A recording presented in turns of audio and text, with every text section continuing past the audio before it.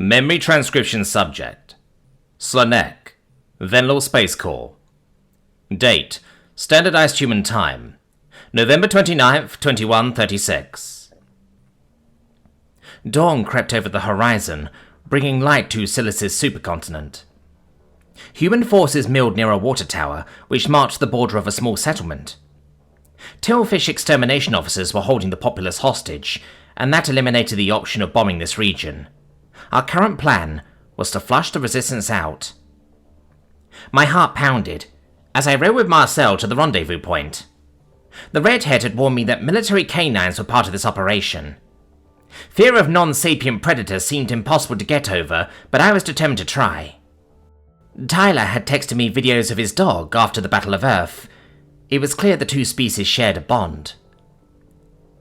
If the awful beasts are important to humans, I have to try. Being a ghastly predator doesn't inherently make an animal bad. Marcel hopped out of our trunk, and I bounded after him. The oxygen-rich environment helped numb my fear, which was a blessing. The dog was sitting among the UN pack, panting with its slobbery tongue. Its soulless eyes pinpointed me, and his ears perked up malevolently. That wasn't even addressing the rotund fangs. "Are you alright, Slanek? You look like you're about to faint," the vegetarian growled. My tail drooped between my legs. Just peachy. "He's friendly, bud. These are the most domesticated animals on Earth. Hell, they were known as man's best friend. Before we met Venlo, of course." At this point, I knew the Terrans originally recruited dogs to track down prey. The non-sapiens had a sublime sense of smell, but that also meant this mutt could detect my terror. Still, this introduction was something that had to be done. Marcel had to see that I accepted his hunting ancestry. Maybe it would put my predator phobia to bed for good. I offered a silent plea to the universe that I wouldn't get swallowed whole. My paws carried me closer, and I focused on one step at a time. Every impulse pleaded to run, but I centered my thoughts around Marcel. This time, Slanek was not going to be a liability. If the animal went wild, the humans would protect me. It was their pet, after all. The hideous creature eyeballed me upon approach, and I extended a shaking paw. The monster sniffed, nostrils quivering with hunger. It opened its mouth again, and its tongue snaked toward me. Slobber coagulated on my arm fur, causing me to recoil. His human handlers offered words of encouragement. Marcel grinned. "See? He likes you. Want to pet him?" I gulped, not wanting to let my human down. The terror had taken the form of a migraine. The pain was a wedge expanding beneath my eyes. The dog scrutinized me, a menacing glint in its pupils. It was sizing me up, waiting to catch me off guard. My training taught me to ground myself and focus on controlling my breathing. I reached to touch its skull and felt its coarse pelt against my paw pads. The vile predator released a guttural grunt, which reverberated in its chest. The malicious bark made me spring back and collide with Marcel. Was the sable demon going to eat me? It must have decided I was prey. The mongrel stood quickly, wagging its tail. It nosed around in the dirt before grabbing a stick in its jaw. It pranced over to me and dropped the twig at my feet. Globs of saliva foamed on the bark, which suggested it had worked up an appetite. The creature emitted a high-pitched whine as I stared dumbfounded. Marcel stooped over and passed the stick to me. "Throw it. Tell Dino to fetch." Dino? I questioned. "That's his name. Come on, let the pupper have some fun." I made a mental note to inquire about the name's origin later. My throw was pitiful, landing just a few feet from where we stood. Dino scampered after it and snapped the twig off the ground. Relief flooded my chest as I realized this was play hunting. The game was predatory, but it meant the dog wasn't hunting me. However, it was a little bone-chilling to consider why dogs would retrieve objects for humans. In the ancient days, this would have been a dead carcass dropped at its owner's feet. Was it tagging along with the soldiers to hunt the tillfish? Would it chase them down and report back to the Terrans with the catch? All as the primates lavished it with "good boy" praises. "That was awesome, Slanek." Marcel clapped me on the back. "You'd create quite the stir on our internet if they saw this." "Ha, I guess predators don't eat everything in sight. Do you chow down on every leaf you see? Anyhow, I want to hear you say that you're good to come with us. Where you go, I go. Don't worry. The blinders kept the dog out of my vision as we clambered into a transport. Many humans were grinning at me, and I did my best imitation of a smile. The sight cracked the soldiers up. It was nice to lift their mood, even at my expense. Terrans didn't snarl as much as they used to, ever since a tenth of their population was lost. No amount of Venlil cuteness would change that reality. Dino plopped itself beside my paws, resting its thick skull on the floor. The beast appeared tranquil, but its ears were pricked up and alert.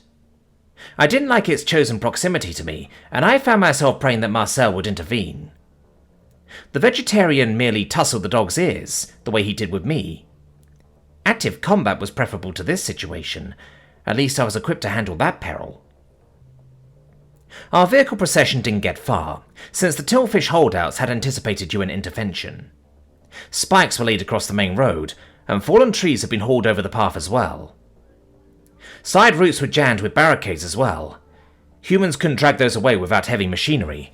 It would take an eternity to await equipment. It might have been possible to drive off-road, but footpaths had been coated in gasoline. A Tillfish could set the route ablaze the second the UN made a move. Any open land had been accounted for as well.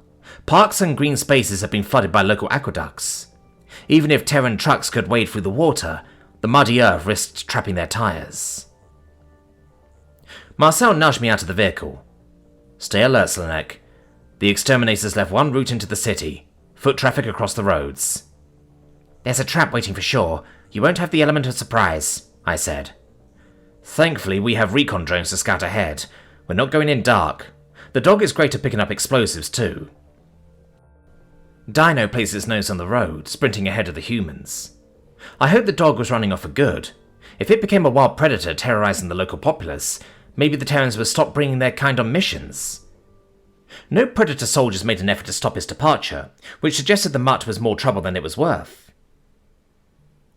The UN infantry readied their weapons and surveyed the area with alertness. I mimicked their movements, though the dwellings nearby seemed vacated. Thermal Vs were relayed to their holopads, granting us their drone's vision. Tillfish were scattered throughout the town square, with many taking refuge in the extermination office.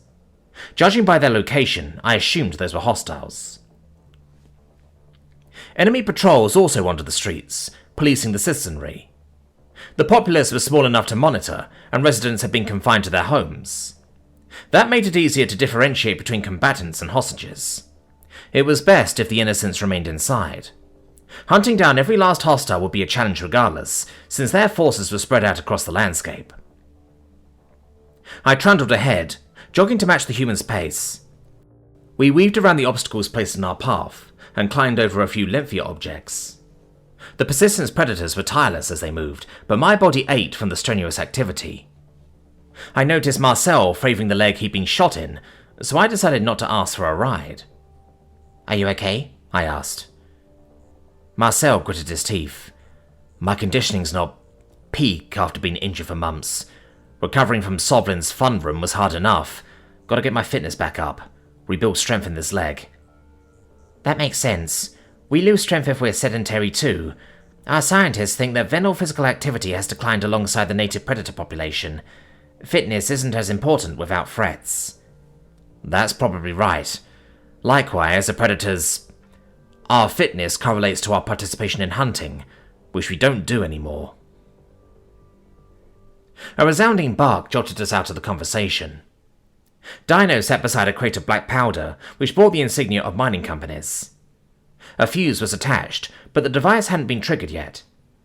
The Tillfish must be waiting for humans to pass by. It was the extermination officer's humour to weaponize a predator's tactics against them. The dog's handler whistled, and it came running back with eagerness. I guess the mutt wasn't keen on escaping after all. The primates had it under their spell. Come to think of it, even a feral predator wouldn't run away from an easy source of flesh. Terrans must keep control with generous helpings of food. It's playing along because it's learned that humans reward it handsomely, but the second they run out of food, it'll eat them alive. Whatever my thoughts on Dino's motives, it was impressive that humans trained a beast to detect weaponry. Its scouting potential was valuable to our foray, and its sensory abilities made the journey safer. Powder explosives were primitive compared to the Terran arsenal, but I still didn't want to stroll past one. Once our troops were clear of the blast, a UN soldier flung a match at the canister. It erupted with a puff of smoke, churning up the nearby dirt. Marcel waved a hand and the combat-ready primates pressed on. There had to be Tillfish enemies in close proximity, if they planned to trigger a blast. Terran drones circled back to our position, searching for hiding hostiles. Marcel whistled. "Come out unarmed! This is over!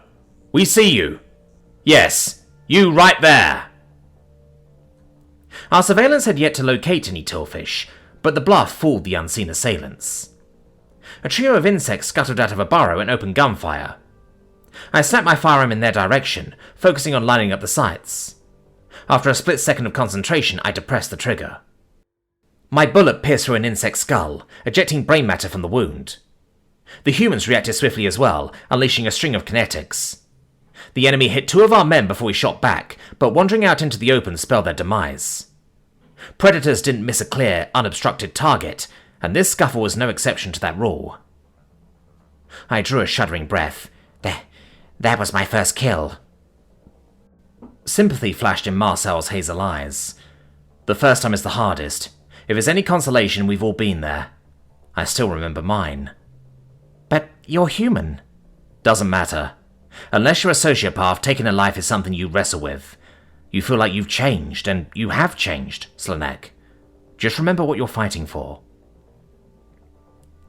The Terran Brigade marched toward the town square.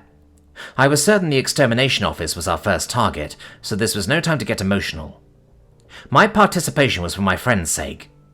The why was something I had no qualms over. Every bit of training was so that I could be effective and prove to the galaxy that Venlor weren't a laughingstock. Finding the route to the exterminator's workplace was easy. All we had to do was follow the trail of posters. Several predators stopped to scan visual translators near bulletins. The human likeness, often an unflattering caricature, was visible on many of them. It was obvious the predator-killing guild took particular offense to their presence. Marcel inspected one, shaking his head as he read the translation. The caption asked, "Do these look like arboreal eyes to you?" A human was clutching silverware as they stared at a cockatiel on a plate. It looked accurate to Earth cutlery, which was a nice touch. The artist's rendition had their mane sticking up in all directions, exaggerating fangs curving out of closed lips, and veins popping in dilated eyes. I ambled further ahead and tapped a different poster. It depicted Godges in a pen, cowering away from a human hand. Earth's silhouette was superimposed in the background, with a foreboding red glow circling the planet. The tagline read, "Asylum for all." The refugees themselves could confirm the conditions weren't nefarious. Cattle ships belonged only to the Arxor. The one posted by the entrance at least had a basis in reality. It depicted an actual photograph of human soldiers dropping from the sky, as Godge's stampede victims littered the ground. "Coming to a city near you," the propaganda proclaimed. The subtext listed an exterminator recruiting IRL, specifically for volunteers to resist a UN invasion. "I don't think they like us, Slanek," Marcel growled. "No clue where I got that impression from, though." I took cover, waiting for humans to breach the door. "You have an uncanny resemblance to the one munching on the cockatiel. Is that your long-lost twin?" "Funny. I was thinking it looked more like your mother." "Hey, we're going to settle this after the battle."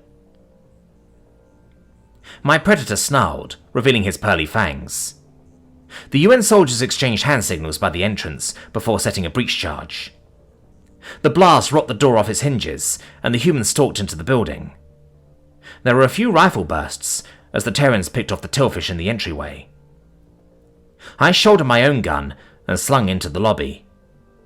Smoke clouded the air, wisps visible in the dimly lit environment. The predators were inspecting a layout of the building. Their first step was to seal off exits. We knew where the bulk of the enemies were located, thanks to the drones. It was a matter of our success, clearing them out. The humans were closing in on the rogue exterminators, and I pitied the fools who dared to fight back.